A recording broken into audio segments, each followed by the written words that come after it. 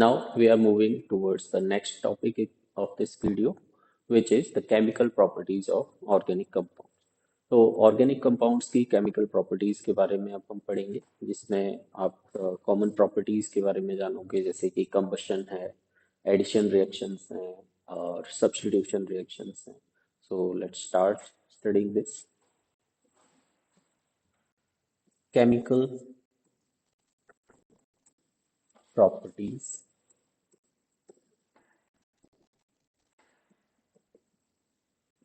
Of organic compounds.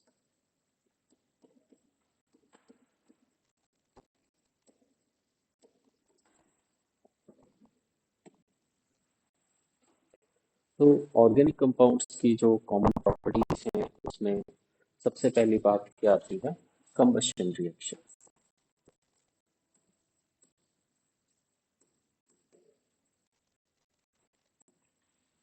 तो combustion reactions में क्या होता है कि कोई भी सब्सटेंस जब एयर में बर्न होता है तो एक्चुअली वो क्या कर रहा है? ऑक्सीजन से रिएक्ट कर रहा है. और इस प्रोसेस में अगर हीट रिलीज होती है तो ऐसे रिएक्शंस को हम क्या बोलते हैं? Combustion reaction. तो कंबशन रिएक्शंस में क्या है कि जो सब्सटेंस है वो ऑक्सीजन के साथ रिएक्ट करता है. एक्चुअली एयर में बर्न हो रहा है और एयर में जो रिएक्टिव पार्ट है, रिएक्टिव गैस है, वो कौन है? ऑक्सीजन है. तो ऑक्सीजन के साथ रिएक्ट करके कर सब्सटेंस क्या है? हीट रिलीज कर रहा है. तो ऐसे रिएक्शंस को हम क्या बोलते हैं? Combustion reaction. ऑर्गेनिक कंपाउंड्स में जो मेनली आपके हाइड्रोकार्बन्स हैं या अदर ऑर्गेनिक कंपाउंड्स हैं, तो उनकी कंबशन रिएक्शंस देखते हैं. जैसे क्या है? Methane, CH4. ये अगर ऑक्सीजन के साथ रिएक्ट करेगा, एयर में आप इसको बर्न करोगे, तो क्या होगा कि जो कार्बन है वो CO2 में कन्वर्ट होगा और जो हाइड्रोजन है वो वाटर में कन्वर्ट होगा. आपको ये रिएक्शंस बैलेंस करनी होगी. साथ में इसमें क्या हो रहा है? हीट रिलीज हो रही है. तो हीट रिलीज हो रही है, इसीलिए हम इस रिएक्शन को क्या बोल रहे हैं?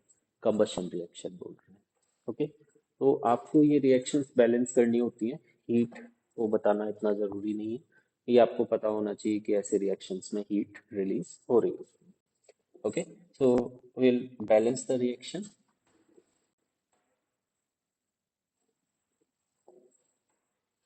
अब इस रिएक्शन को अगर आपको बैलेंस करना है तो पहले हाइड्रोजन को बैलेंस करोगे. हाइड्रोजन को बैलेंस करने के लिए आपको क्या करना है? 2H2O. ये किया तो 4 हाइड्रोजन हो गए, 1 कार्बन है. अब आपको देखना है ऑक्सीजन कितने हो रहे हैं राइट साइड में. तो कितने ऑक्सीजन हो रहे हैं इस रिएक्शन में? 2 + 2 4. 4 अगर ऑक्सीजन हो रहे हैं तो यहाँ पे मैं क्या लिखूंगा? 2O2. तो ये रिएक्शन हमारी क्या हो जाती है? बैलेंस हो जाती है. CH4 + 2O2 gives CO2 + 2H2O. ऐसे ही नेक्स्ट हाइड्रोकार्बन आपको क्या मिल सकता है? C2H6. C2H6 भी अगर आप कंबशन करोगे, C2H6 क्या है? इथेन. इथेन को अगर आप कंबशन करवा रहे हो तो क्या होगा? CO2 कार्बन बनाएगा और हाइड्रोजन क्या करेगा? वाटर फॉर्म करेगा. ओके. तो इसमें बैलेंस करते हैं. पहले कार्बन को देखो, 2 कार्बन है तो इधर आपने क्या कर दिया? 2 कार्बन से मल्टीप्लाई कर दिया. ओके. और हाइड्रोजन कितने हैं? 6 हैं, तो यहाँ पे आपने 3 × 2 6 हाइड्रोजन हो जाएंगे. अब ऑक्सीजन को आप ऐड करोगे तो 2 × 2 4 + 3 7. और यहाँ पे 2 है तो आप इसको 7/2. अब ये जो फ्रैक्शनल है इसको ऐसा नहीं छोड़ना होता है, तो उसको कंप्लीट करने के लिए आपको क्या करना है? ओवरऑल रिएक्शन को 2 से मल्टीप्लाई कर देना है. ऐसे में आपको ये रिएक्शन क्या मिल जाएगी? 2C2H6.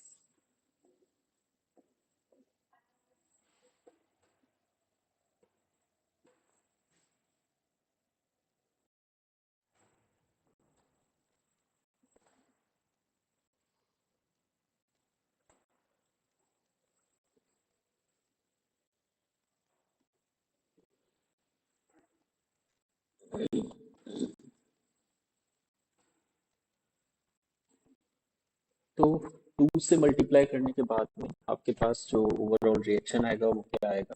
2C2H6 + 7O2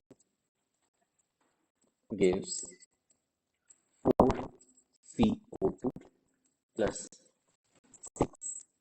6H2O।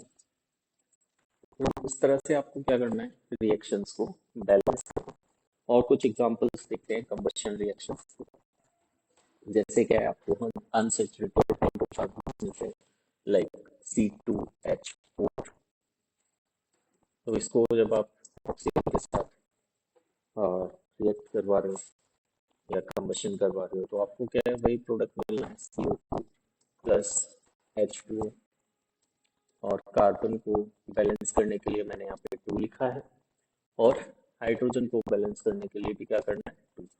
तो अब आपको यहाँ पे कार्बन 2 दिख रहा है, ऑक्सीजन को देखेंगे तो कितना दिख रहा है, 2 × 2 4 प्लस 2 6, और यहाँ पे मैं 3 से मल्टीप्लाई कर दूंगा, तो ये क्या हो गया, कंबशन रिएक्शन ऑफ इथीन हो गया। ऐसे ही इथाइन C2H2 प्लस O2, इसको आप रिएक्ट कराओगे तो क्या होगा, CO2 प्लस H2O। अब इस केस में आप देखोगे क्या कि कार्बन यहाँ पे 2 हो जाएंगे, और हाइड्रोजन ऑलरेडी बैलेंस्ड है, तो ऑक्सीजन को देखेंगे तो 2 × 2 4 प्लस 1 5। तो यहाँ पे हमें क्या करना है, 5/2 से मल्टीप्लाई करना है। अब क्योंकि यहाँ पे ये स्टोइकोमेट्रिक कोएफिशिएंट क्या आ रहा है, फ्रैक्शनल आ रहा है, तो रिएक्शन को ओवरऑल हम क्या कर देंगे, 2 से मल्टीप्लाई कर देंगे। तो अपने पास फाइनल रिएक्शन क्या आएगी यहाँ पे, 2C2H2 plus 5O2 gives 4CO2 plus 2H2O। तो इस तरह से क्या है, ये कंबशन रिएक्शंस होती है। कुछ और कंपाउंड्स होंगे जिसमें मतलब फंक्शनल ग्रुप्स हैं, लाइक इथेनॉल है। तो इथेनॉल के लिए आपको क्या करना है, C2H5OH प्लस O2। तो इसमें भी कार्बन जो है वो क्या करेगा, CO2 में कन्वर्ट होगा, और हाइड्रोजन जो है वो क्या करेगा, H2O में कन्वर्ट होगा। ओके, तो कार्बन को बैलेंस करना है, यहाँ पे 2 लिख देंगे, 2CO2 हो गया, और हाइड्रोजन आपके कितने हैं, 5 प्लस 1 6। तो यहाँ पे क्या कर देना है, 3 से मल्टीप्लाई कर देना है। अब ऑक्सीजन को देखते हैं, ऑक्सीजन आपके 2 × 2 4 प्लस 3 7 होते हैं। 7 ऑक्सीजन के लिए 1 ऑक्सीजन आपको ऑलरेडी इथेनॉल में दिख रहा है, और बचते हैं 6। तो इसको हम क्या कर रहे हैं, यहाँ पे 3 से मल्टीप्लाई करते हैं। तो ये बैलेंस्ड केमिकल रिएक्शन हो जाती है कंबशन ऑफ इथेनॉल की।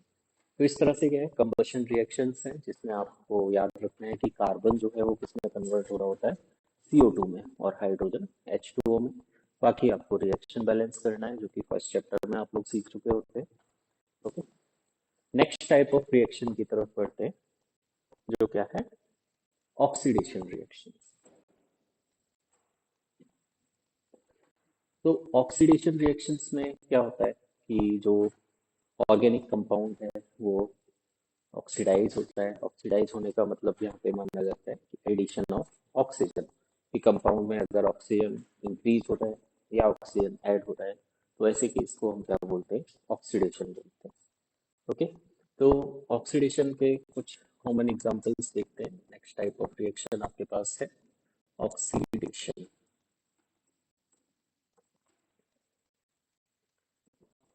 तो यहाँ पे क्या है, नंबर ऑफ कार्बन्स और नंबर ऑफ हाइड्रोजन में बहुत ज़्यादा चेंज नहीं आ रहा होता है। आपको कार्बन तो सेम ही रखना है, और एक ऑक्सीजन क्योंकि 2 बॉन्ड कर सकता है, एक सिंगल बॉन्ड भी कर सकता है, तो उसके हिसाब से आपको हाइड्रोजन्स को एडजस्ट करना होगा कंपाउंड।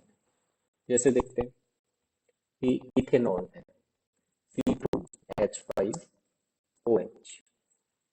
अब इसमें अगर इसको आपको ऑक्सीडाइज करना है, तो आपके पास क्या है कि आप इसको ऑक्सीडाइज कर सकते हैं इथेनोइक एसिड, CH3COOH। तो यहाँ पे क्या हुआ, नंबर ऑफ ऑक्सीजन इंक्रीज हो गया, नंबर ऑफ कार्बन सेम है। ठीक है, ये चीज ऑक्सीडेशन कैसे है? आप इसका स्ट्रक्चर देखिए एक बार, सी सिंगल बॉन्ड सी, ये OH H H, ये इथेनॉल का स्ट्रक्चर हो जाता है। ओके, अब जो इथेनोइक एसिड है, इसका जो स्ट्रक्चर है वो कैसा आएगा,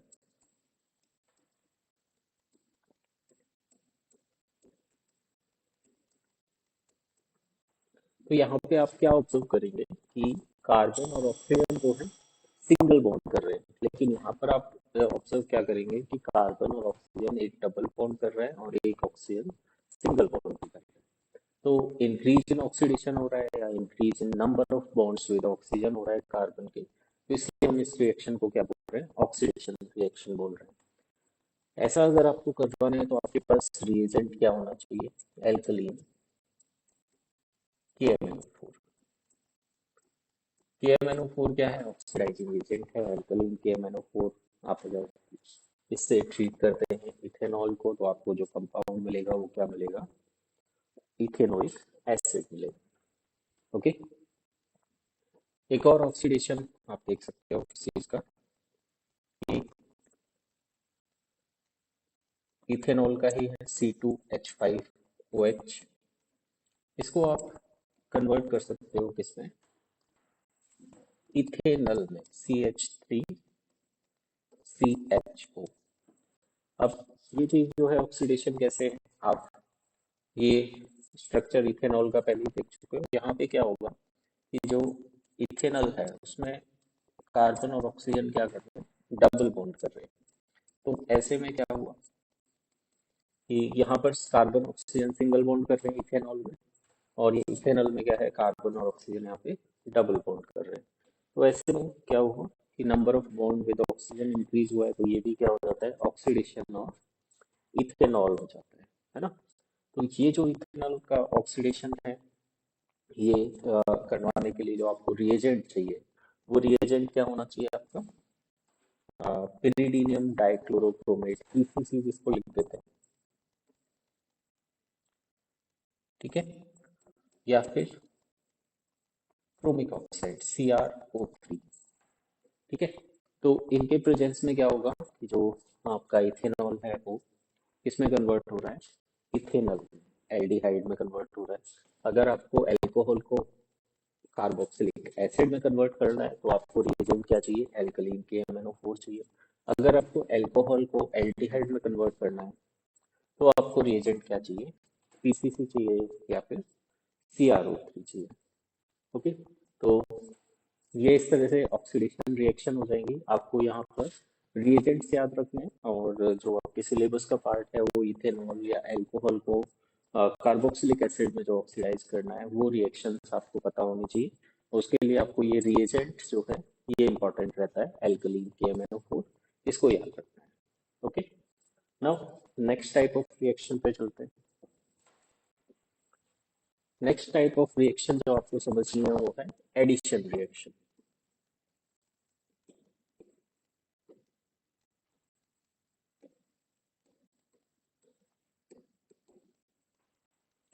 एडिशन रिएक्शन का मतलब क्या है कि आप लोग फर्स्ट चैप्टर में कॉम्बिनेशन रिएक्शंस पढ़ चुके हैं, तो वैसा ही कुछ है कि यहाँ पर जो सब्सटेंस है वो कंबाइन हो रहे हैं, कॉम्बिनेशन है, और यहाँ पर इसको बस नाम चेंज कर दिया है कि एडिशन रिएक्शन है। अब एडिशन रिएक्शंस जो है वो अनसैचुरेटेड कंपाउंड्स जो है वो रिएक्ट करते हैं, ठीक है, आर गिवन बाय,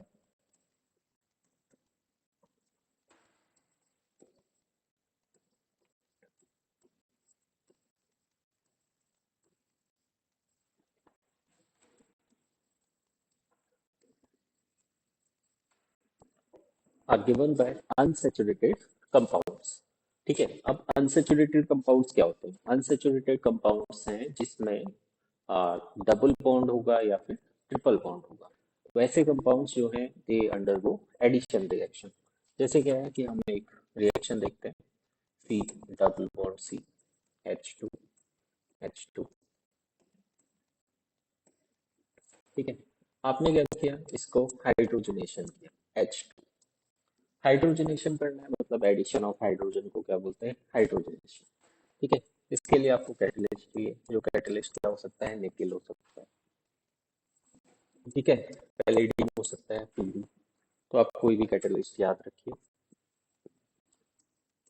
और ऐसे में क्या होगा कि जो डबल बॉन्ड है ये डबल बॉन्ड से कन्वर्ट हो जाएगा सिंगल बॉन्ड में, और आप 4 हाइड्रोजन्स ऑलरेडी देख रहे थे यहाँ पे, ये 2 हाइड्रोजन्स और यहाँ पे आ जाएंगे, ठीक है।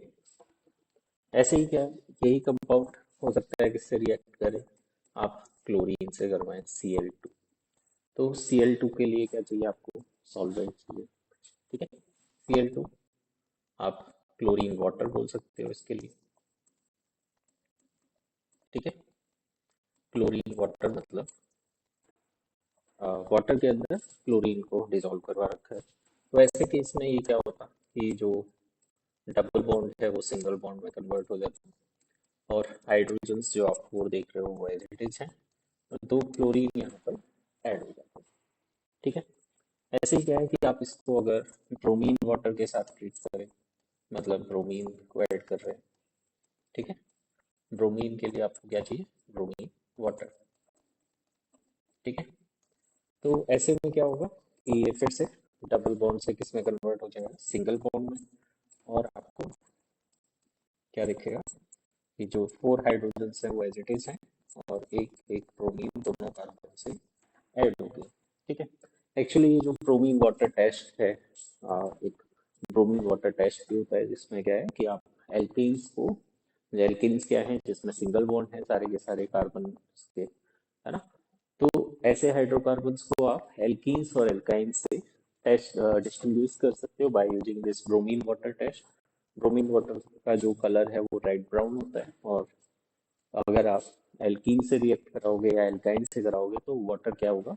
डीकलराइज हो जाएगा, मतलब ब्रोमीन यहाँ पर ऐड हो रहा है, और बाद की जो रिमेनिंग पोर्शन है लिक्विड का वो क्या रह गया आपके पास? वाटर हो गया, तो वो कलरलेस हो जाएगा। तो ऐसी चीज को क्या बोल रहे हैं? Decolourisation of bromine water. तो इस तरह से आप एल्केन्स जो पहले से ही सैचुरेटेड है तो वो तो रिएक्ट करेंगे नहीं, रिएक्ट नहीं करेंगे, तो ऐसे में आप डिस्टिंग्विश कर सकते हो एल्केन्स को एल्कीन्स और एल्काइंस से। तो ये था यहाँ पे एडिशन रिएक्शन। एडिशन रिएक्शन क्यों बोल रहे हैं इसको? कि आप देख रहे हो भाई ये सब्सटेंस हमने हाइड्रोजन लिया यहाँ पे, तो ये हाइड्रोजन इस कंपाउंड के अंदर ऐड हो गया है। ऐसे ही यहाँ पे हमने क्लोरीन लिया है, तो क्लोरीन भी क्या हो गया है? ऐड हो गया है इस कंपाउंड में। ओके, ऐसे ही ब्रोमीन भी ऐड हो गया है, तो ये रिएक्शन क्या बोली जाती है? Addition reaction. ठीक है, तो आपके सिलेबस का जो पोर्शन है उसमें ऐसे ही homo nuclear homo atomic species जैसे H2 Cl2 Br2, इनको आपको ऐड करना होता है एल्कीन्स से या एल्काइंस से। तो ये होती है एडिशन रिएक्शन। आपको रिएजेंट्स याद रखने हैं, कैटलिस्ट याद रखने हैं कि हाइड्रोजन ऐड करना है तो कैटलिस्ट निकेल या पैलेडियम आप लिख सकते हैं। क्लोरीन ऐड करना है तो क्लोरीन वाटर है, Cl2 एक्वस लिख सकते हो इसको। और ब्रोमीन ऐड करना है तो ब्रोमीन वाटर है, तो इसको आप Br2 एक्वस या ब्रोमीन वाटर लिख के रख सकते हो। Okay, next type of reactions की ओर चलते हैं। अब जो रिएक्शन है वो है सब्स्टिट्यूशन रिएक्शन।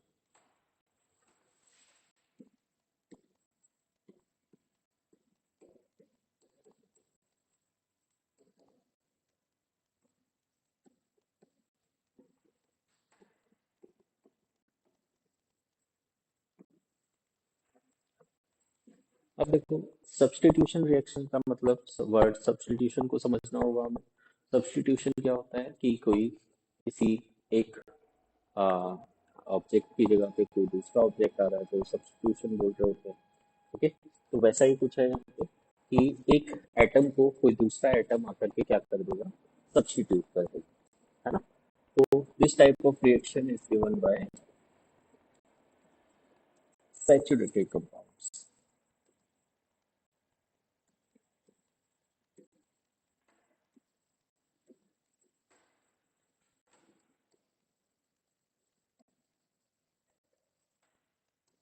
ठीक है, जैसे एडिशन रिएक्शन में मैंने अब क्या बताया कि अनसैचुरेटेड कंपाउंड्स जो है वो रिएक्ट करेंगे और उनके साथ एडिशन होगा, है ना?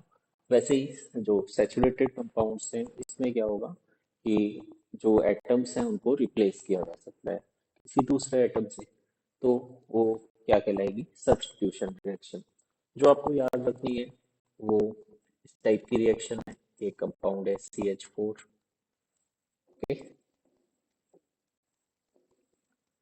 तो CH4 इसको आप रिएक्ट करा रहे हो क्लोरीन के साथ।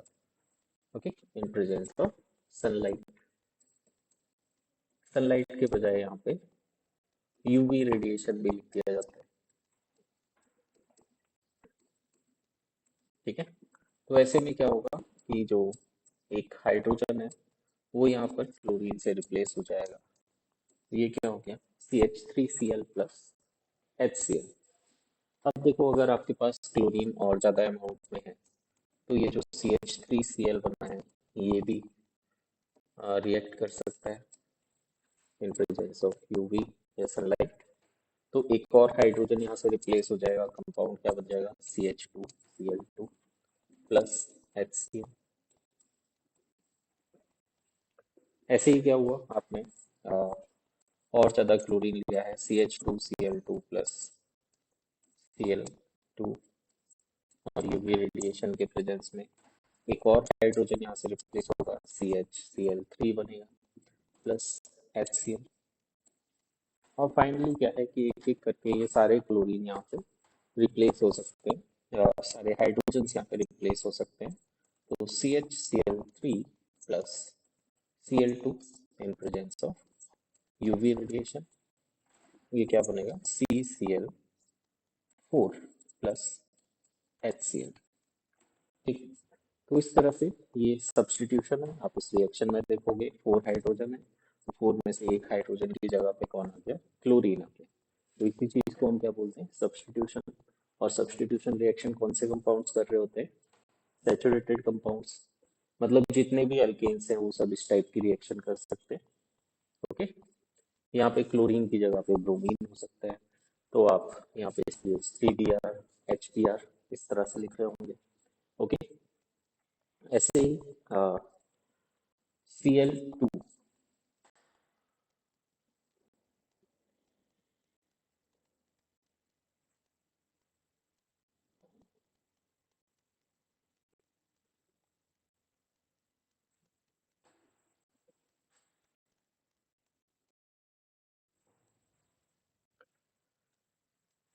कंबशन रिएक्शंस में आपको क्या याद रखना है कि अगर आपको ऑक्सीजन सफिशिएंट अमाउंट में मिल रहा है तो कंबशन के बाद में जो प्रोडक्ट आपका बनेगा कार्बन से कार्बन डाइऑक्साइड बनेगा।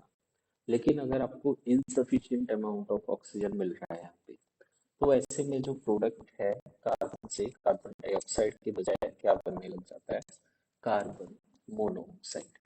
ठीक है, तो इनकम्प्लीट कंबशन ऑफ कार्बन, जैसे कोल हो गया या फिर कोई भी हाइड्रोकार्बन हो गया, तो उसका अगर इनकम्प्लीट कंबशन होगा, इसका मतलब क्या है कि इनसफिशिएंट सप्लाई ऑफ ऑक्सीजन है। तो ऐसे केस में जो गैस फॉर्म हो रहा है वो क्या हो रहा है, कार्बन मोनोऑक्साइड। ये पॉइजनस इन नेचर होता है। ठीक है, इसी वजह से आपको क्या है कि हमेशा एडवाइस किया जाता है कि भाई जो फ्यूल्स हैं, पेट्रोल डीजल, ये सब क्या है, हाइड्रोकार्बन से। तो आप कभी भी गाड़ी स्टार्ट कर रहे हैं तो कहा जाता है कि ओपन स्पेस में स्टार्ट करें, क्लोज्ड स्पेस में ना करें, क्योंकि वहाँ पे क्या है कि ऑक्सीजन सप्लाई जो है वो डिक्रीज हो सकता है टाइम के साथ में, अगर प्रॉपर वेंटिलेशन नहीं है तो ऐसे में क्या है कि आप अगर वहाँ पे गाड़ी इंजन ऑन रखेंगे तो क्या होगा कि जो कार्बन मोनोऑक्साइड है वो फॉर्म होने लगेगी।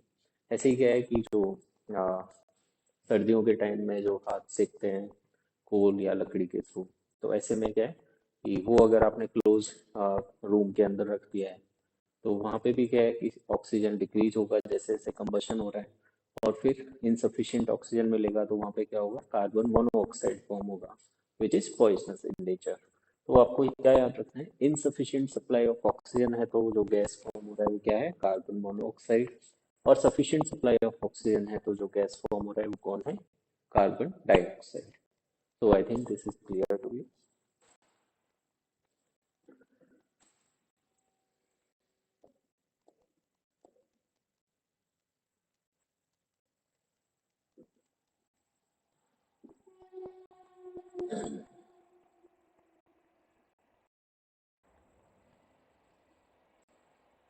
So this is all about the chemical properties of carbon compounds, and the video ends here. In the next video, we will discuss about the compounds of carbon, and the third part will be coming, which is about ethanol, ethanoic acid, these compounds, and soaps and detergents.